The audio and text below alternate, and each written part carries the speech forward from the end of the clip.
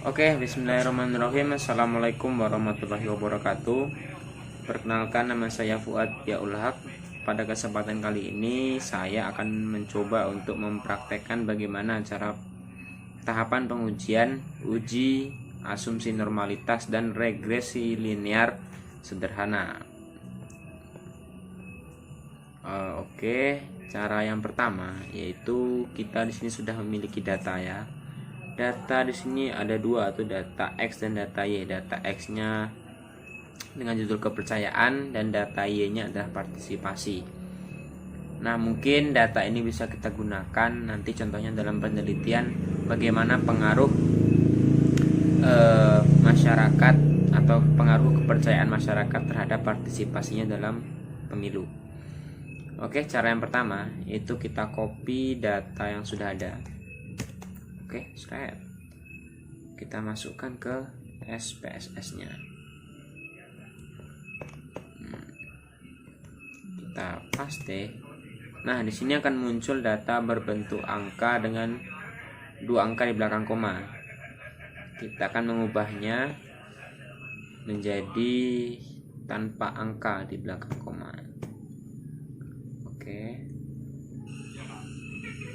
Nah, kemudian namanya kita ubah sesuai dengan judul dari masing-masing data. Data X tadi kepercayaan,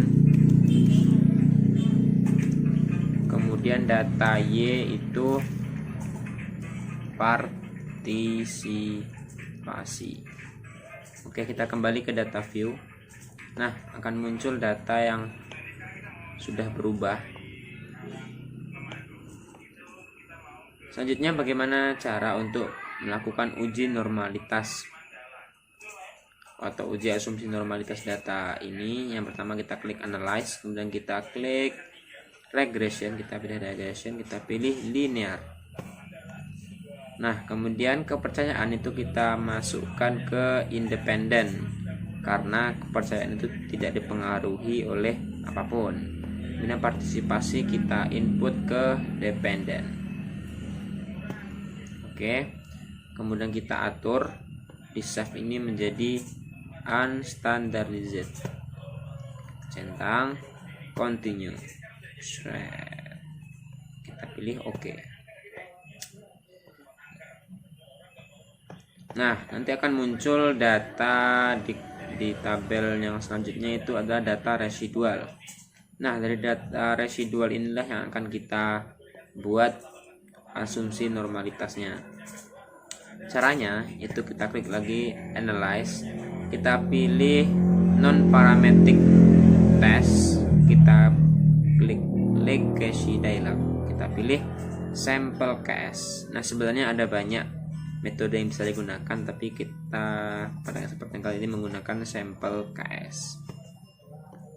Nah, kemudian kita masukkan residual tadi, klik test and distributionnya normal. Oke. Nah, nanti akan muncul outputnya berupa data one sample Kolmogorov-Smirnov. Nah, data inilah nanti yang akan kita analisis di akhir video.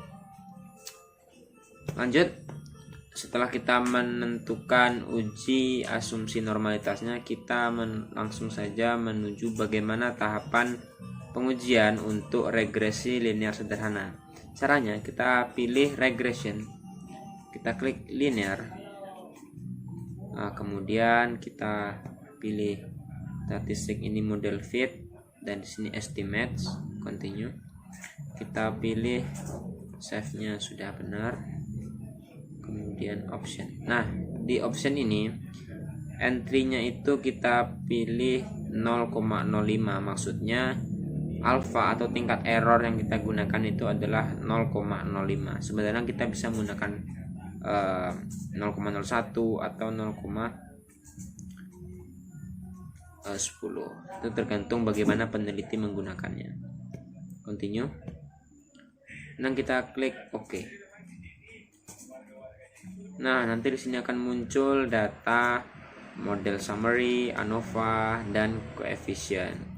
Nah, 3 data inilah yang akan kita gunakan sebagai analisis. Oke, lanjut ke analisis datanya. Yang pertama itu adalah uji asumsi normalitas.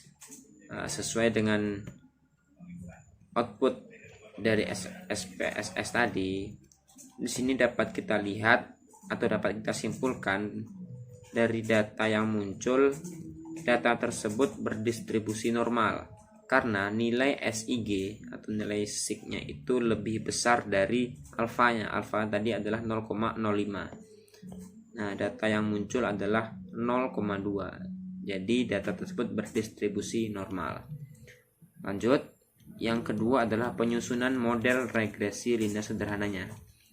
Nah, dari data koefisien berdasarkan tabel ini dapat ditunjukkan nilai signifikasinya atau sig, yaitu konstan atau B0-nya adalah 92,595. Kemudian kepercayaan atau B1 itu adalah 0,790. Nah, model regresinya itu bisa dibuat Y sama dengan 92,595 ditambah 0,790 X. Kemudian kita lakukan uji signifikasi model. Kita menuju ke keterangan yang terlebih dahulu. Yang pertama adalah hipotesis. H0 itu dapat diartikan tidak terdapat pengaruh variabel X atau kepercayaan terhadap variabel Y atau partisipasi. Kemudian H1 itu maksudnya terdapat pengaruh variabel X atau kepercayaan terhadap variabel Y atau partisipasi. Kemudian yang B adalah taraf signifikansi atau alfa. Alfa yaitu tingkat kesalahan atau error yang dapat ditoleransi, bisa 1%, 5%, atau 10%, tergantung keinginan peneliti. Semakin kecil alfanya itu akan semakin baik. Pengujian kali ini kita menggunakan alfa yaitu 0,05 atau 5%. Kemudian yang C itu adalah statistik uji. Berdasarkan data ANOVA, berdasarkan tabel ANOVA ini menunjukkan nilai sig yaitu 0,009. Nah, kemudian kita lakukan kriteria uji. H0 itu ditolak jika nilai sig-nya itu kecil dari alfa. Nah, berdasarkan tabel di atas, H0 itu ditolak karena nilai sig-nya itu kecil dari alfa, yaitu 0,009 itu kecil dari 0,05, sehingga menyebabkan H1 diterima. Dari penjelasan di atas kita bisa mengambil kesimpulan bahwa terdapat pengaruh variabel X atau kepercayaan terhadap variabel Y atau partisipasi. Kemudian selanjutnya adalah perhitungan R-square atau koefisien determinasi. Dari SPSS yang kita gunakan tadi, hasil dari pengolahan datanya itu memperoleh hasil R-square itu sama dengan 0,594 atau 594%. Artinya apa? Bahwa faktor kepercayaan itu mempengaruhi partisipasi sebesar 59,4%, sedangkan 40,6%-nya itu didapatkan dari 100% dikurang 59,4% itu dipengaruhi oleh faktor lainnya. Oke, mungkin hanya sekian yang dapat saya sampaikan. Mohon maaf jika ada kesalahan. Terima kasih atas perhatiannya. Assalamualaikum warahmatullahi wabarakatuh.